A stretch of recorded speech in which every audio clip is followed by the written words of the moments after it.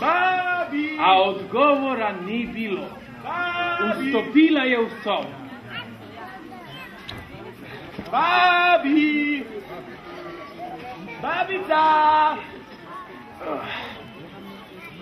Šla je do postelje in odgrnila zavese. Zdaj, Marjan. Ja. Poleg nje je ležala babica s čepico poveznjeno čez obraz in izgledala je dokaj čudno. Joj, babica, zakaj pa imaš tako velika ušesa? Kaj? Zakaj pa imaš tako velika ušesa? Ja, zato, da te bolje slišim.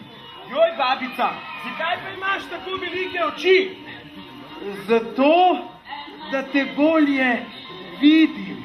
Joj, babica, zakaj pa imaš tako dolge roke? Zato, draga moja, da te lažje zgrabim.